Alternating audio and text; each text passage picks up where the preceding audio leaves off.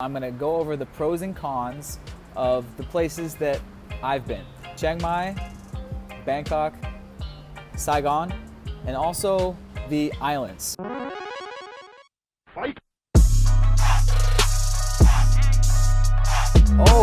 Okay, one of my most popular podcasts, Chiang Mai versus Saigon with Kai. Filmed that one in Ho Chi Minh City, aka Saigon, over a year ago. And this is actually one of the most common questions I get still today. Where is your favorite place / what is better? Chiang Mai, Bangkok, Saigon. What is the best place to go if I'm a digital nomad? I'm coming out here for the first time. Where should I go, guys? So this video is for you. First of all, let's get this out of the way. I love everywhere we go. I love every country we go. I don't have a favorite country. I don't have a favorite city. That's like choosing between your favorite child or your favorite parents. You know, you love them all dearly, but they all have their own unique personality traits, and you love them all for their own little different reasons. So I love everywhere. We have done the most time in Chiang Mai. So first of all, the pros and cons of Chiang Mai. Main reason we've done the most time in Chiang Mai is because it's a small city, and because of that, it has a compact digital nomad community. It's kind of like a small town turning into a big city, so it's not that chaotic, and also it's the cheapest out of all of the options that I'm going to talk about today. It's easy to get around. Just get a motorbike and it's easy to commute. You know, it's a small city, so you're not going to be jumping on the I-5 and having a long commute to get to where you need to go. It's just very simple life. And also, it's worth noting in Chiang Mai, it's not the financial or business hub. You don't see the white collar, you don't see people in suits walking around the streets of Chiang Mai, so we'll put it that way. So it's a very flip-flop city, I call it. Very laid back. Yeah, you don't see people in suits, so for what it's worth, you actually run into other digital nomads all the time because they're all in the same areas, like the Nomad area where everyone lives, and a camp, this co-working space where I'm at now. It's very compact, and so there's a lot of value in that compact community, being around other people in the same boat, actually physically running into people all the time. You meet more people. It's less spread out like those big old cities. So the cons of Chiang Mai, there are some cons, and one big one is it's the smaller nightlife compared to the big cities. There is plenty of nightlife, but like Zoe's is the one main bar that gets kind of old if you're here for a while. But there are some places you can branch out to, but compared to the other cities, the nightlife is the smallest. And that's really the biggest downside that we see to Chiang Mai. It's very popular, and we've done the most time here for those reasons. But the biggest downside, we probably say, is the nightlife and entertainment is probably the least of the three. So put it like this: if you're like a 7 at home, you're like a 9 out here. If you're lame at home, you're gonna be lame out here.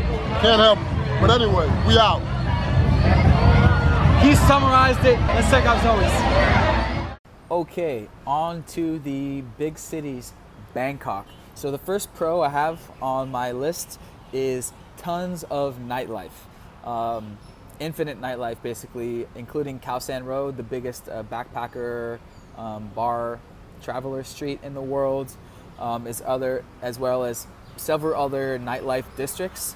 So Bangkok is a humongous city. It's way bigger than Saigon. It has like 12 different districts or something like that, or even more, and it's just a massive mega city. So if you like that exciting energy, is the other thing I have as a pro. It's got a lot of exciting energy. If you're a big city person, it's got that. It's got luxury options, so including like luxury nightclubs, like if you want to spend hundreds of dollars in pop bottles and have the VIP like Las Vegas nightclub experience, you know, they have that there. They wouldn't have that in Chiang Mai necessarily. I'm gonna say more premium food options, or that's kind of iffy compared to Chiang Mai. Chiang Mai has plenty of premium food options, but let's just say bigger city comes with a little bit more food options. There are multiple CrossFit gyms in Bangkok to choose from. Chiang Mai only has one. You only really need one, but there are multiple CrossFit gyms in Bangkok. You're gonna have more bigger tech startups. So you're gonna have more bigger companies there, more bigger startups, and those type of people. And there's also more like bigger entrepreneurial events in Bangkok. Like I said, it's got the white collar crowd there, financial center, banking center of Thailand. There are co-working spaces, tons and tons of co-working spaces. You are going to meet, there's a lot of digital nomads in Bangkok, but it's more spread out. Video. Guys, the secret is real. You can do anything you put your mind to. We are with the boy, the man himself, Jabril. Nah, the legend's right here. So now we'll get into the cons of Bangkok, some of the downsides, my opinion. So there's longer commutes. So if you want to get from like one district to the other district, it's gonna take a while. A lot of people, or most people, take the BTS, which is the sky rail. If you don't do that, then you probably are taking taxis or get a motorbike. Most people, I've noticed, at least digital nomads, choose to go the BTS routes. People that work there and live there, or just take Ubers. But traffic can be crazy. Like I was trying to get to the CrossFit gym one time and it took me an hour at rush hour at 5 p.m. So it's not uncommon to have like 30-minute taxi rides just to get to where you want to go. I also have as a con the craziness. It can be draining, I guess. A lot of people get burnt out from Bangkok because it's so crazy. There's so much going on, all that crazy energy. And also a con is it's more expensive than Chiang Mai. Like in Chiang Mai, right in the main areas, you're gonna get an apartment, basic room for $300 a month. Same apartment in Bangkok, the cool expat area, it's gonna be probably double that, $600 a month or more. Of course, food and stuff you can eat very cheap. You can have all the local food is still very cheap. But overall, Bangkok, more expensive. I love Bangkok, so there are some of the pros and cons. Flash forward 1 month, we just did 4 weeks in Bangkok. Last minute we decided to. So everything that I just said right there is totally true. We popped bottles. Of course, it was more expensive. I haven't added up the totals, how much we spent, how much more we spent. I'm gonna guess it was about triple what we spent in Chiang Mai. We actually ended up finding like a steal of a deal for a nice 2-bedroom apartment here for a little bit more than double what we were paying for like small rooms in Chiang Mai. So, but normally rent is going to be like 2 to 3 times more in like in a main area that's decently close to the BTS, which is this thing here, the SkyTrain. 1 month is just scratching the surface. I think we could do a couple more months here, as long as business is permitting it, but business is, going up slowly, so we can afford to spend a little bit more on lifestyle out here. The other thing I talked about is motorbike life out here. I was lucky to have a friend let me borrow his motorbike for about a week or two, as expected. I like the motorbike life out here. Like the first couple weeks I was doing Grab taxis, but I really do like having a motorbike out here. It's not as scary as it seems, just like Ho Chi Minh City. So when I come back for a month, I'm definitely gonna be renting a motorbike for a full month. I enjoy it, and it's a little bit quicker to get around places, more quicker and convenient just to hop on and go wherever you want for quick errands and stuff. Okay, on to Ho Chi Minh City, AKA Saigon, Vietnam. Now, I'm not gonna be talking about like the food and the culture in this video. For the most part, food is good everywhere you go. Culture is awesome everywhere you go. The people are awesome everywhere you go. So this is not about comparing, one culture to the next. We love them both. For the most part, same but different, as they say in Southeast Asia. It's same but different, country to country. Really wherever you go in the world. People are nice, food's good, life's good. So first big pro about Ho Chi Minh is it is big, but not too big. That's what we love about it. I would say Bangkok is at least double the size. At least double. It's got a major, mega city feel, but it's not too big. There's only like one or a couple skyscrapers. It's not like Bangkok filled with skyscrapers. It's still very low city, and everyone, as far as expats and nomads, are more congregated in District 1. So it still has a big city feel. You can go out to the outskirts and explore the whole city, but most people are congregated in District 1, which is more compact. And it's a beautiful city. I would put that as a big pro too. It's just so beautiful, all the colors, and I love all the trees that they have along the main roads. A very green city, just very, very beautiful architecture. It's got like a French feel too, because it was like French colonized, and just very, very beautiful place. I do love the motorbike life. I got a motorbike for my final couple months there out of my 6 months, and I loved it. I loved the crazy traffic. I love just cruising in those big oceans of motorbikes like you see.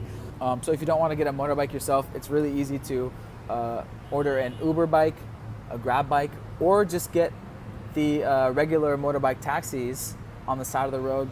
They'll be chilling on their bikes, and you say motorbike, and they'll get you anywhere to go. It's also pretty cheap in the main areas. District 1, we got an Airbnb monthly for around like $350 a month, like right kind of on District 1, District 3 border. So still pretty cheap in the main expat nomad areas. A little bit more than Chiang Mai, but less than Bangkok. Another pro is the high energy. I love the energy of the cities. Just the motorbikes and the crazy traffic, the beep, beep, go, go. Always something going on. I like the high energy. Another pro is lots of nightlife. Plenty of high-end Las Vegas style clubs, I'll call them. Plenty of clubs open way into the late night. Plenty of nightlife options. You're not going to get bored. Also, they have the co-working place of all co-working spaces called Dreamplex. It's like the biggest one in Asia. It's brand new, $100, maybe $150 or something like that a month. But it's huge, awesome co-working space. And also a big pro, if you don't want to do the co-working space, membership is cafes. There's so many cool cafes that we worked at. We did the daily cafe hustle grind when we were in Saigon for 6 months. And it was just awesome. There's just so many just cool, awesome, beautiful cafes there to work at. And the Wi-Fi is good. Wi-Fi is good in all these places, so I'm not really comparing those. It's good in Chiang Mai, Ho Chi Minh, Bangkok. It's good in all these places. So some of the cons, have high energy as one of the cons too. If you're not a downtown city type of person, that may not be your vibe. It's very, very high energy. Also, it's a little bit more spread out as far as the digital nomads than Chiang Mai. Chiang Mai is the most compact, yet less spread out than Bangkok, so it's kind of in the middle. Oh, also I forgot one pro is the Vietnamese black coffee. Cafe da com do. It is the strongest coffee that I've had out here in this part of the world, and I miss it. I love it. It's I call it black crack, and everyone's always drinking it. But yeah, I say the main downside of Ho Chi Minh is just if that crazy high energy is too much for you, it can get, after a couple months, it can get a little draining. We did 6 months there, and I think that was really good. Like, we really loved it. We really love the Vietnamese culture. The food's good. Then again, the food's good everywhere. But it's good to it's really nice to switch it up between cultures, between countries every now and then, just to switch up the language and the food and the style. But anyways, that's Ho Chi Minh. We love it. It's like our second home after Chiang Mai. And yeah, it's good. There you have it. One more thing about, people ask about the language barrier. Is the language barrier going to be different between here, Vietnam, and Thailand? I'd say it's pretty much about the same as far as people knowing English and language barrier. You don't need to know any Thai or any Vietnamese in any of these places. You can get by 100% English. People know enough English to get by, and last resort, you can always use your hands. Hands work good. But language barrier, don't worry, it's not an issue. Okay, the last piece I have is the islands.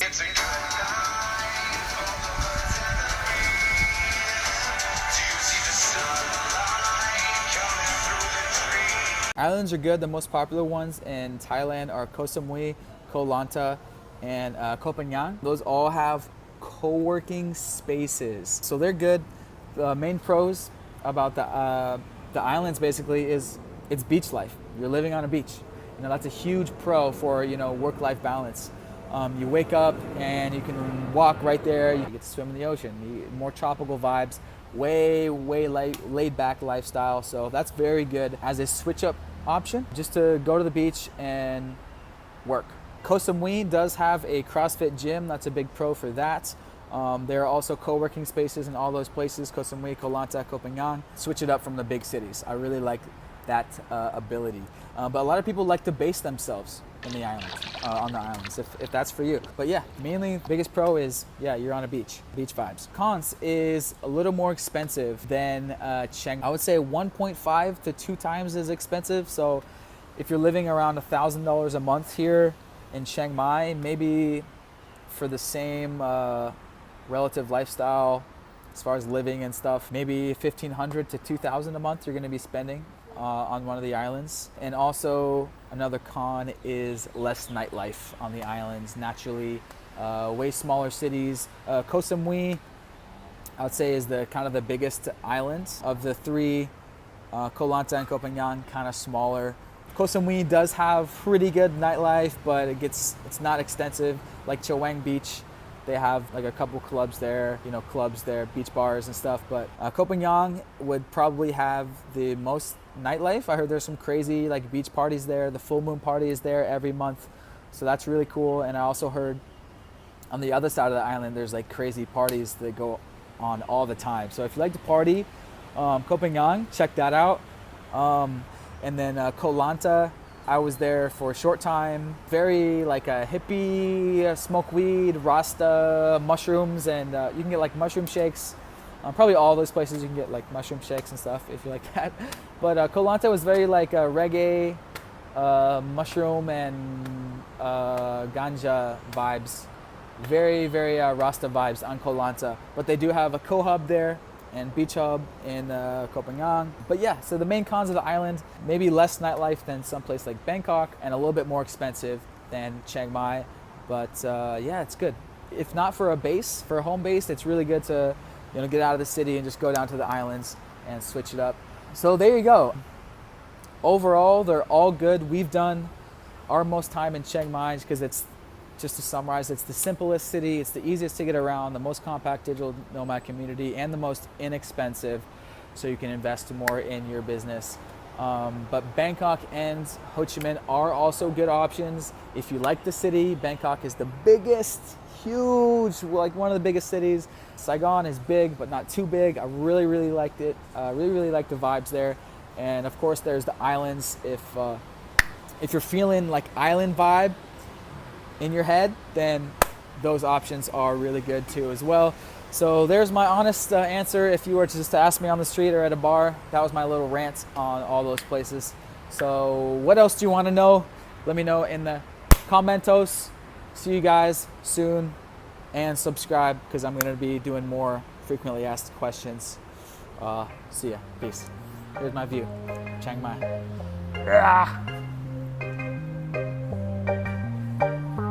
Camp there. This is the view today.